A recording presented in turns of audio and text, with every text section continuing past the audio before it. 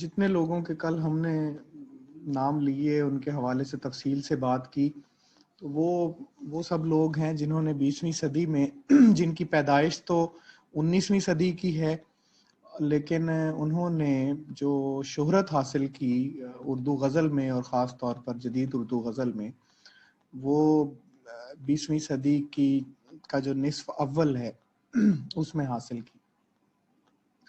تو ان شعراء کے کچھ معاصرین بھی ہیں جنہوں نے جدید اردو غزل کی روایت کو آگے بڑھانے میں اپنا بھرپور حصہ ڈالا، اور وہ معاصرین ان بنیاد گزاروں کی طرح بہت اس لیول کے معروف لوگ نہیں رہے، لیکن بہرحال اردو دنیا ان سے واقف بھی ہے، اور ان کی بہت سی شاعری، ان کی بہت سی غزلیں وہ معروف بھی ہوئیں، لوگوں کو زبانی ان کے اشعار بھی یاد رہے۔ تو آج ہم ان لوگوں کے حوالے سے کچھ بات کریں گے، اور خاص طور پر یہ وہ لوگ ہوں گے کہ جن کی پیدائش 1900 کے لگ بھگ کی ہے، 1900 یا 20ویں صدی شروع ہونے کے بعد 1910-15 تک اس دورانیے کی ہے، اور انہوں نے شاعری شروع کی قیام پاکستان سے کچھ عرصہ پہلے، اور قیام پاکستان یا یوں کہہ لیں کہ تقسیم ہند کے لگ بھگ انہیں بطور جدید غزل گو شاعر شہرت حاصل ہوئی۔ تو آج ہم ان کے حوالے سے بات کریں گے۔ ہم نے کچھ پیٹرن بنایا ہوا ہے، سوالات کس طرح سے آپ لوگوں نے تیار کرنے ہیں اس پر میں کچھ آپ کی رہنمائی کرتا رہتا ہوں۔ اس وقت سکرین آپ کے ساتھ شیئر ہو چکی ہے۔ تو جدید اردو غزل 20ویں صدی میں، اب چونکہ یہ ہے 20ویں صدی کا قصہ، تو جو بنیاد گزار جن پہ ہم نے کل بات کی تفصیل سے، حسرت موہانی، فانی بدایونی، اصغر گونڈوی، یاس یگانہ چنگیزی، جگر مراد آبادی اور فراق گورکھپوری، تو ان کے یوں سمجھ لیں کہ معاصرین بھی ہو گئے ایک طرح سے، یا ان کے تھوڑا سا بعد کی ایک نسل ہے جنہوں نے جدید اردو غزل کی اس روایت کو آگے بڑھایا۔ تو ہم جدید اردو غزل کو جب 3 حصوں میں تقسیم کرتے ہیں تو دوسرا حصہ ان لوگوں کے حوالے سے، پھر تیسرا حصے میں جب ہم جائیں گے جدید اردو غزل کی روایت، اور پھر اس کے ساتھ ہی یہ ہمارا غزل کا باب ختم ہو جائے گا، اس پر ہماری گفتگو تمام ہوگی۔ وہ روایت وہ ہوگی جو پاکستان بننے کے یوں سمجھیں کہ بعد کی ہے ایک طرح سے، جب ناصر کاظمی وغیرہ جدید اردو غزل کے نمایاں شعراء کے طور پر سامنے آ رہے تھے، ناصر کاظمی یا احمد مشتاق تھے، تو اور وہ روایت وہاں سے شروع ہو کے پھر جو ہمارا موجودہ عہد ہے اس تک پھر ہم آ جائیں گے۔ تو اس طرح سے ہم نے 3 حصوں میں اس کو تقسیم کیا جدید اردو غزل کو، بالکل اسی طرح جیسے ہم نے کلاسیکی غزل کی جو روایت ہے اس کو بھی 2-3 حصوں میں تقسیم کر کے دبستانوں کو ہم نے الگ دیکھا، دلی اور لکھنؤ کے دبستان کو، اور اس سے پہلے جو ولی تک کی روایت تھی اس کو ہم نے الگ سمجھنے کی کوشش کی۔ تو آج ہم بات کرنے جا رہے ہیں جدید اردو غزل کی روایت جو 1947 کے لگ بھگ معروف ہونے والے شعراء ہیں۔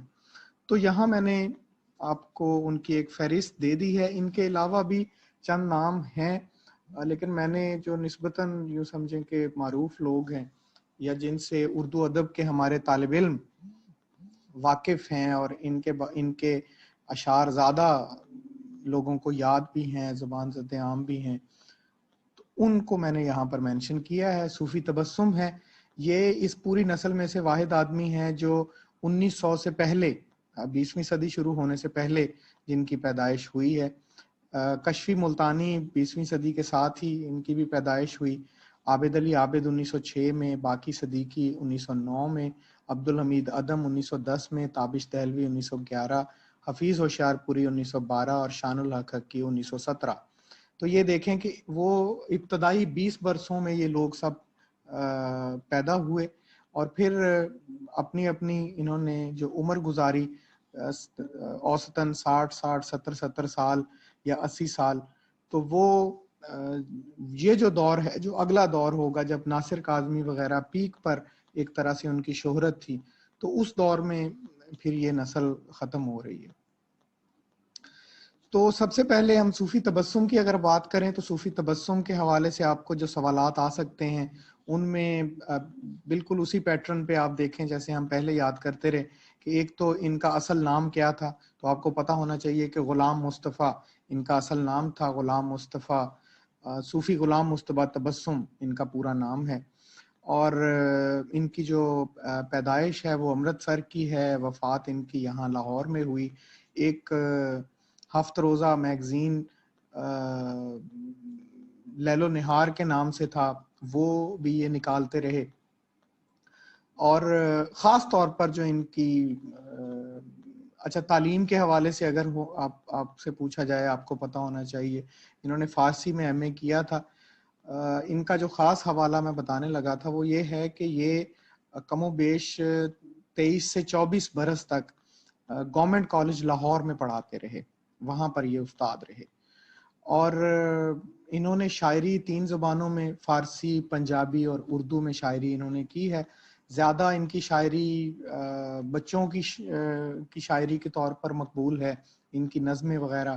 لیکن ظاہر ہے انہوں نے غزل بھی لکھی ہے، تو آپ کو ان کے حوالے سے پتہ ہونا چاہیے. ان کے جو شعری مجموعے ہیں ان میں ایک ان کا شعری مجموعہ ہے جھولنے، اور ایک ان کا شعری مجموعہ ہے غالباً انجمن کے نام سے. اسی طرح ایک شعری مجموعہ ان کا ٹوٹ بٹوٹ، اور دوسری نظمیں. اس طرح سے ان کے یہ کوئی 3 شعری مجموعے ہیں. آپ تفصیل سے ان کے بارے میں یقیناً پڑھیں گے. انہوں نے شاعری کے علاوہ نثر میں بھی انہوں نے کتابیں لکھی. ان کی بڑی مشہور شرح ہے جو انہوں نے غالب کے دیوان کی، غالب کے کلام کی شرح لکھی ہے، شرح غزلیات غالب. اور پھر اقبال کے 100 اشعار منتخب کر کے ان پر بھی انہوں نے کتاب لکھی، 100 شعر اقبال اردو اور 100 شعر اقبال فارسی. تو فارسی اور اردو کے 100 اشعار پر انہوں نے، ان کی 2 کتابیں یہ ہیں. تو اس طرح سے یہ ایک معروف نام ہے. ان کے حوالے سے یقیناً آپ کو غزل کی روایت میں جو بالکل 20ویں صدی کے آغاز میں جو لوگ پیدا ہو رہے ہیں اور پھر وہ 1947 کے لگ بھگ اس سے کچھ عرصہ پہلے یا بعد میں معروف ہوئے، ان میں اہم نام. پھر یہ ہے کشفی ملتانی. جو لوگ جنوبی پنجاب سے تعلق رکھتے ہیں ان کو پتہ ہوگا کہ ایک علاقہ ہے دائرہ دین پناہ. تو ان کی پیدائش یہاں کی ہے، ڈسٹرکٹ مظفر گڑھ کی. معروف آدمی ہیں کشفی ملتانی، بہت اچھے شاعر تھے. جو کہتے ہیں ہم جس کو کہ سہل ممتنع میں شاعری کرنا، بالکل ایسے آسان آسان مصرے، چھوٹے چھوٹے. تو اس حوالے سے کشفی ملتانی کی شاعری بڑی اہم ہے. کشفی ملتانی کا ان کی زندگی میں تو کوئی مجموعہ یا کوئی کلام بہت زیادہ لوگوں کے سامنے نہیں آیا، لیکن مشاعروں میں یہ بہرحال آتے جاتے رہے. ان کی وہ جو ایک غزل ہے، آپ سے وہ شعر پوچھا بھی جا سکتا ہے، وہ بڑی معروف غزل ہے. اشعار پوچھا جا سکتا ہے کہ اس کا شاعر کون ہے. وہ غزل ہے اس طرح سے کہ بھئی اس کے کچھ 1-2 اشعار مجھے یاد ہیں کہ آب حیواں کو میں سے کیا نسبت. آب حیواں یعنی پانی کو کہا گیا. آب حیواں کو میں سے کیا نسبت، پانی پانی ہے اور شراب شراب. اور رند بخشے گئے قیامت میں، شیخ کہتا رہا حساب حساب. یہ ان کا پوری بڑی شاندار غزل ہے. اگر آپ اس کو پڑھیں تو ہر مصرے میں یہی قافیہ اسی طرح سے چلتا ہے، شراب شراب، حساب حساب. پھر ایک شعر ہے کہ بھئی شباب شباب، اس طرح سے. تو کشفی ملتانی کے حوالے سے بھی آپ سرچ آؤٹ کریں، ان کے بارے میں اشعار بھی آپ کو مشہور پتہ ہونے چاہیے اور ان کا ایک حوالہ بہرحال ہے. عابد علی عابد کا نام بطور نقاد زیادہ لیا جاتا ہے، بطور محقق لیا جاتا ہے. یقیناً جن لوگوں نے ایم اے اردو کیا ہوا ہے انہیں پتہ ہوگا کہ ان کی اصول انتقاد ادبیات ان کی کتاب ہے. پھر البیان، البدیع اور اسلوب، اس طرح سے ان کی کچھ کتابیں ہیں عابد علی عابد کی جو آپ لوگوں کو پتہ ہونی چاہیے. لیکن عابد علی عابد اس کے ساتھ ہی غزل کے معروف شاعر بھی تھے. انہوں نے بہت اچھی غزل بھی اپنے دور میں کہی ہے. شاعری کے علاوہ افسانے بھی لکھے ہیں، تراجم بھی لکھے ہیں، کیے ہیں، اور تنقید بھی ان کی ہے جس کا میں نے ابھی ذکر کیا. عابد کا مشہور شعر دم رخصت وہ چپ رہے عابد، آنکھ میں پھیلتا گیا کاجل. تو اس میں چونکہ تخلص آ گیا عابد تو ممکن ہے کہ اس طرح کا شعر نہ پوچھا جائے، لیکن بہرحال ایک معروف شعر ہے. آپ اسی طرح کے اور اشعار دیکھ سکتے ہیں. تو غزل کے حوالے سے بہرحال عابد علی عابد کا ایک کام ہے.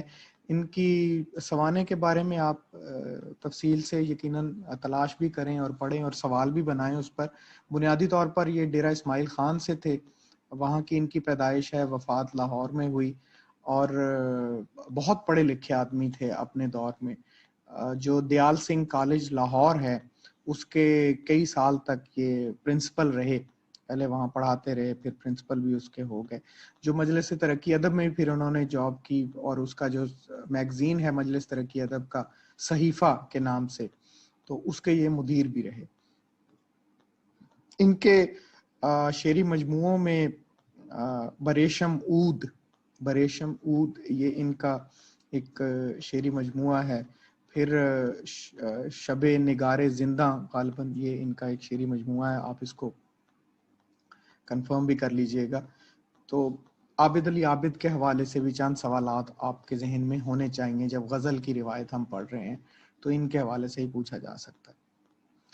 باقی صدیقی ہیں، ان کا جو اصل نام ہے وہ تو محمد افضل تھا. بنیادی طور پر یہ راول پنڈی سے ان کا تعلق تھا، وہیں پر پیدا ہوئے، وہیں پر ان کی وفات ہوئی. انہوں نے تمام زندگی اپنی وہیں پہ گزاری. شاعری انہوں نے اردو کے علاوہ جو راول پنڈی کی اپنی ایک مقامی زبان ہے، یا پوٹھوہاری جو زبان ہے وہاں کی ایک، تو اس میں بھی ان کی شاعری ہے. ان کے کئی شعری مجموعے ہیں، جام جم ہے، دار و رسن ہے، اس طرح سے کر کے ان کے کچھ شعری مجموعے ہیں. آپ نام ان کے لازمی یاد کریں، 5-6 غالباً شعری مجموعے ہیں. ایک آدھ ان کا حمد و نعت کا مجموعہ بھی ہے زادِ سفر کے نام سے. تو اس کو آپ باقی صدیقی کو بھی اسی روایت میں آپ نے دیکھنا ہے. ان کے مشہور اشعار بھی آپ لازمی دیکھیں، تلاش کریں اور ان کو یاد کریں.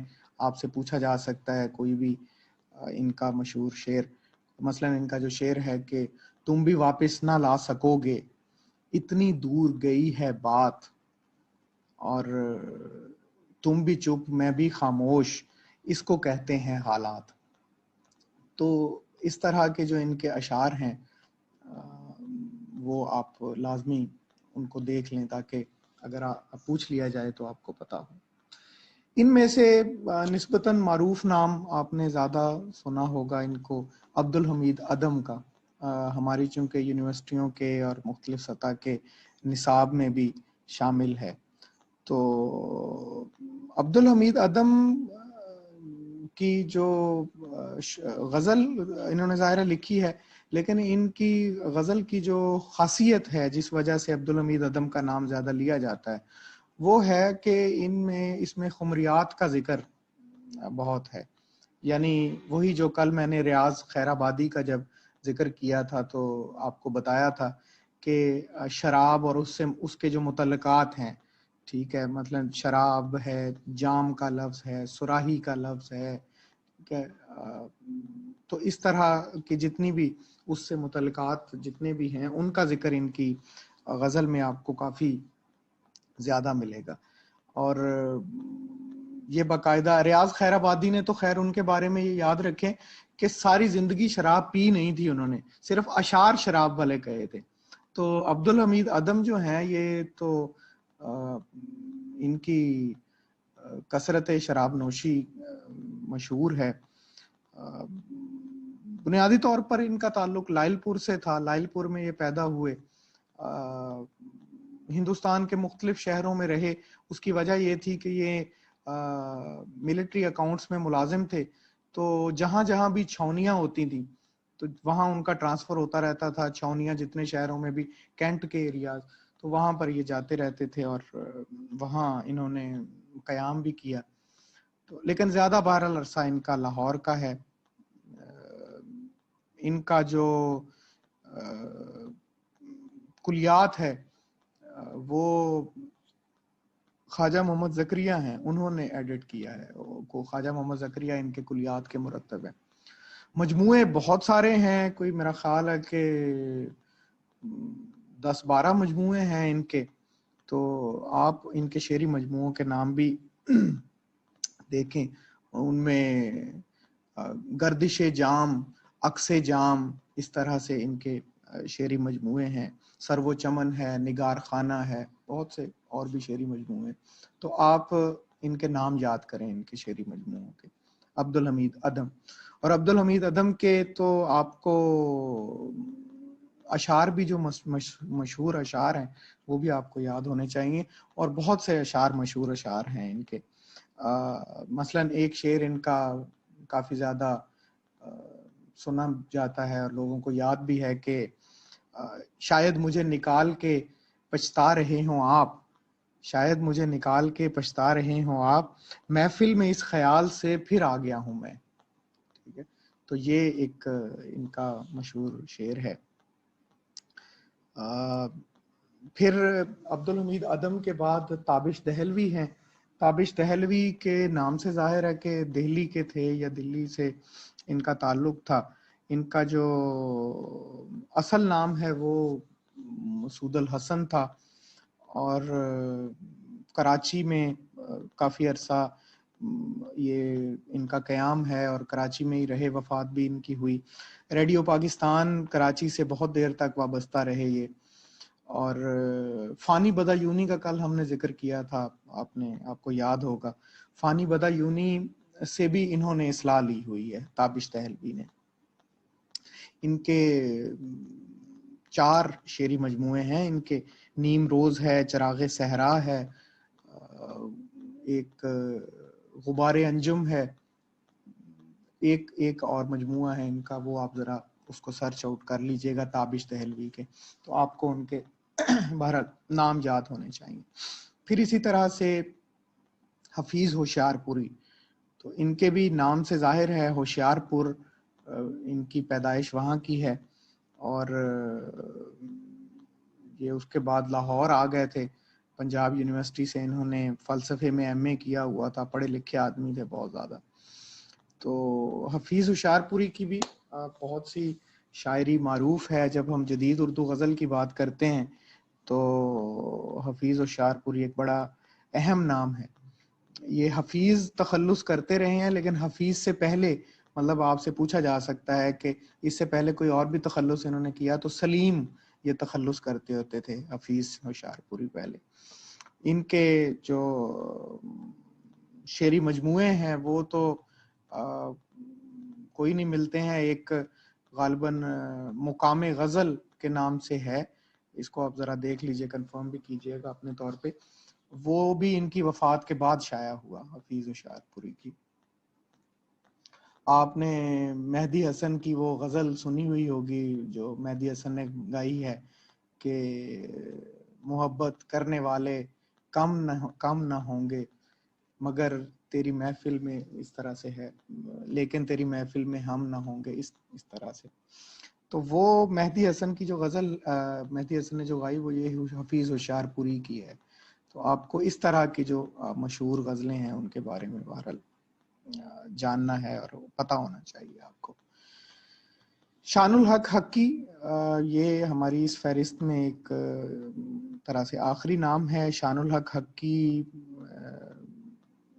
کی وفات تو ملک سے باہر ہوئی، ٹورنٹو میں کافی طویل عمر انہوں نے پائی. علی گڑھ سے یہ پڑھے ہوئے تھے، غالباً ان کی پیدائش دلی کی ہی ہے، آپ اس کو ذرا کنفرم کر لیجئے گا.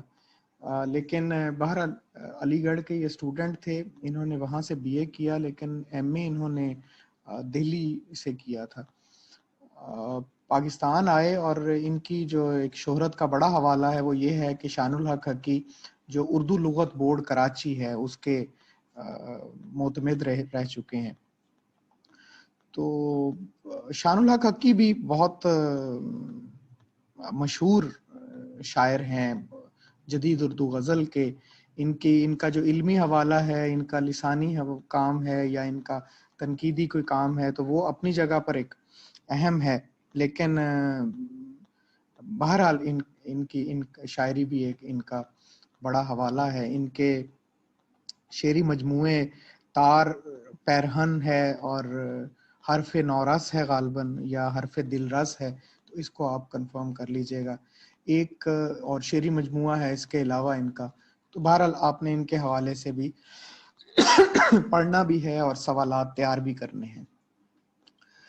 تو یہ ہے جی ایک پوری کی پوری ایک روایت ہے. اب مجھے شان الحق حقی کے حوالے سے آخری بات ایک یاد آ گئی کہ ایک غزل ان کی وہ بھی مشہور غزل ہے، گائی ہے ناہید اختر نے، تم سے الفت کے تقاضے نہ نباہے جاتے، اور ہم کو بھی تمنا تھی کہ چاہے جاتے. اس طرح سے ہے یہ غزل ان کی. بعض اوقات اس طرح کے شعر پہ کنفیوز ہو جاتے ہیں اسٹوڈنٹ کہ یہ فراز کی جو غزل ہے کہ ورنہ اتنے تو مراسم تھے کہ آتے جاتے، یا کچھ اس طرح سے ہے فراز کی وہ غزل، تو لوگ کنفیوز کر جاتے ہیں اس کو.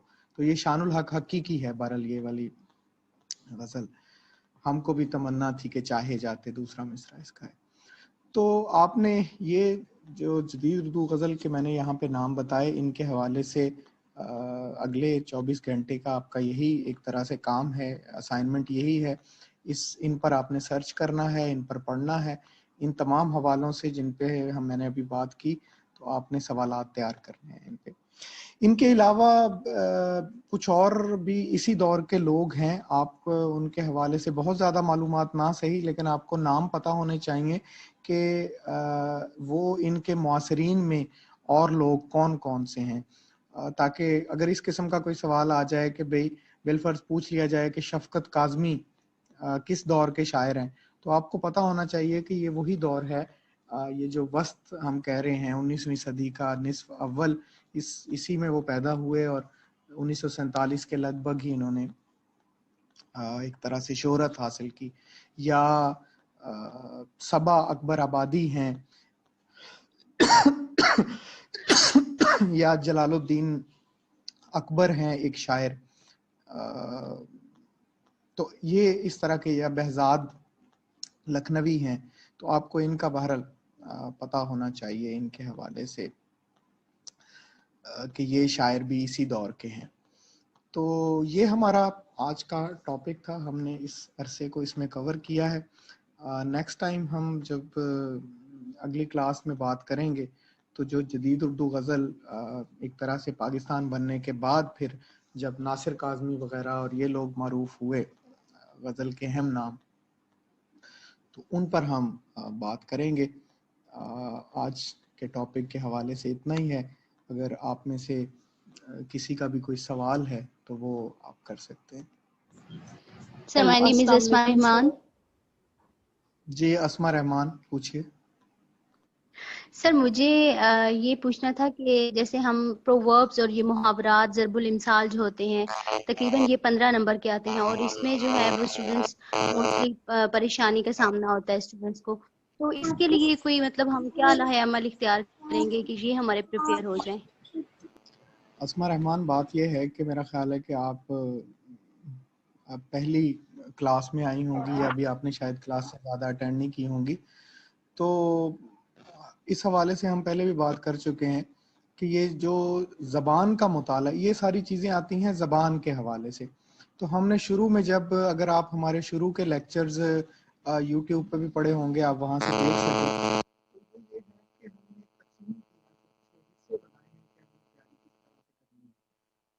تو پہلا حصے میں ہم زبان اور ادب کو ہم نے الگ الگ کر لیا. ابھی ہم ادبی روایت اور ادب کے جتنے موضوعات ہیں ان کو کور کر رہے ہیں. اس کے بعد جو زبان کے متعلقہ چیزیں ہیں اس پر پھر ہم بعد میں آئیں گے. اسی طرح ادب میں بھی جب ہم نے تقسیم کر لیا ہے کہ اس وقت ہم صرف غزل کی روایت کو پڑھ رہے ہیں, اس کے بعد ہم نظم پہ جائیں گے تو پھر نظم کی جتنی بھی اصناف ہیں ان پہ انشاءاللہ بات ہوگی. تو اس طرح کر کے ہم ایک ایک کر کے کور کریں گے انشاءاللہ. اس ٹاپک پہ بات ہوگی, لیکن ابھی تھوڑا سا ابھی ہم اس کو کور کر لیں پہلے. Okay sir, thank you so much. جی ہمارے پاس لاسٹ یہ منٹ چل رہا ہے, اگر کسی نے. جی سر, السلام علیکم. سر شبانہ فردوس, سر یہ ٹیسٹ کا سسٹم کیوں آپ نے فنش کیا؟ یہ ڈیلی ٹیسٹنگ بہت اچھا سیٹ اپ چل رہا تھا. شبانہ فنش نہیں کیا ہم نے. مجھے جب لگتا ہے کہ مجھے ٹیسٹ لینا ہے آج تو اس طرف ہم جائیں گے, لیکن ساتھ ہی ساتھ چونکہ مجھے تھوڑا ٹائم کو بھی مینج کرنا ہوتا ہے, جس دن تھوڑا ٹائم زیادہ ہوگا اس دن ہم انشاءاللہ ٹیسٹ بھی شامل کر لیا کریں گے, اور وہ لینے ہیں میں نے, اور ٹیسٹ کے بغیر تیاری نہیں ہوتی, تو انشاءاللہ لیں گے.